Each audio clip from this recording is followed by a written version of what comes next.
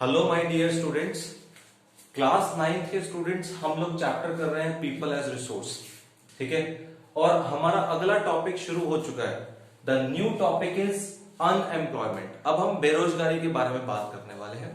बहुत ही easy topic है, ध्यान से देखेंगे, नोट डाउन करते जाइए, समझते जाइए और बड़े आराम से आप इसको लर्न भी कर सकते हैं। सबसे पहले समझते हैं अनएम्प्लॉयमेंट की डेफिनेशन क्या होती है। Unemployment is said to exist when people are willing to work on going wages but cannot find jobs। तो ये डेफिनेशन होती है, मतलब पर्सन तैयार है काम करने के लिए, वो घर से निकल भी जाता है काम करने के लिए, लेकिन उसे कोई काम मिल नहीं पाता। वो उसी वेजेस पर काम करने के लिए तैयार है जो प्रिवेलिंग वेजेस है, मतलब वो अपनी तनख्वाह की भी डिमांड नहीं कर रहा है। मान लीजिए 300 रुपए दिहाड़ी चल रही है, वो 300 रुपए दिहाड़ी में काम करने के लिए तैयार है, लेकिन समस्या क्या है, उसको काम मिल ही नहीं पाता। तो ऐसे सिचुएशन को हम बोलते हैं अनएम्प्लॉयमेंट। अर्बन एरियाज में अलग तरह का अनएम्प्लॉयमेंट देखने को मिलता है, रूरल एरियाज में अलग तरह का अनएम्प्लॉयमेंट देखने को मिलता है। रूरल एरियाज में दो तरह का अनएम्प्लॉयमेंट देखने को मिल रहा है, खासतौर से in rural areas we find seasonal and disguised unemployment. अब हम बात करते हैं सीजनल अनएम्प्लॉयमेंट की। दोनों डेफिनेशंस बहुत ही इंपॉर्टेंट है।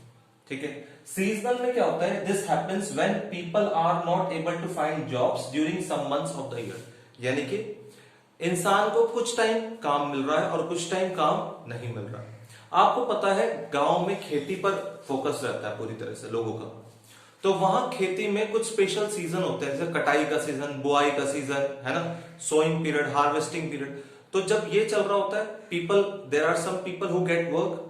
ठीक है, जैसे ये काम खत्म हुआ, they are once again unemployed people. तो यानी कि they are getting work during some months of the year, कुछ टाइम उन्हें काम मिल रहा है, but they are jobless rest of the period of time, for the rest of the period of time. कुछ महीने काम मिलता है, बाकी के लिए वो क्या है, जॉबलेस रह जाते हैं।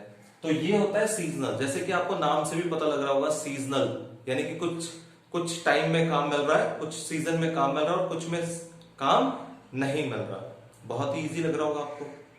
अब मैं बात करता हूं अगला, डिस्गाइज्ड अनएम्प्लॉयमेंट। इसमें क्या होता है बेटा कि people appear to be employed. दिखता है लोग काम कर रहे हैं, लेकिन ऐसा सच में नहीं है।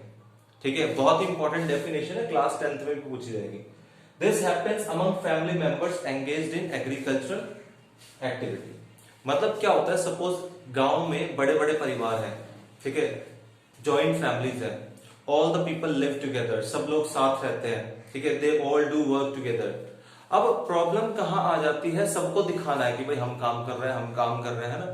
Suppose there are 20 members in the family, all are working in the field, सारे खेत में काम कर रहे हैं, लेकिन वहां असल में जरूरत कितने लोगों की है, 10 की।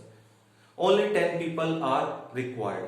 देखो दिखने में तो लग रहा है कि सब लोग काम कर रहे हैं, it seems like that all the people are doing work, it seems like all the people are engaged, but that's not true.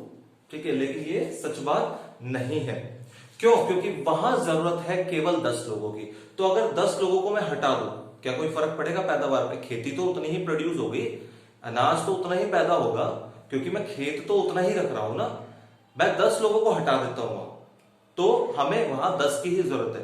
तो वो जो 10 लोग दिखावे के लिए काम कर रहे हैं, वही क्या है, डिस्गाइज्ड अनएम्प्लॉयमेंट है। तो अब मैं कल की क्लास में इस चैप्टर को कंप्लीट करने वाला हूं। ठीक है, अगर आपको किसी भी टॉपिक में किसी भी रिगार्डिंग प्रॉब्लम आ रही है तो आप मुझे बता सकते हैं। ठीक है, इसका एग्जांपल लिखना बहुत जरूरी है। आप एग्जांपल में नॉर्मली इस तरह से लिख सकते हो कि suppose in a field 20 people are working, 10 are required, so 10 are extras, so those extra people are disguised unemployed. तो वो डिस्गाइज्ड अनएम्प्लॉयड है। तो सबसे पहले हमने क्या किया, एक क्विक रिवीजन देख लेते हैं। हमने अनएम्प्लॉयमेंट की डेफिनेशन की, फिर हमने देखा रूरल एरियाज में हमें दो खास तरह का अनएम्प्लॉयमेंट देखने को मिलता है, सीजनल एंड डिस्गाइज।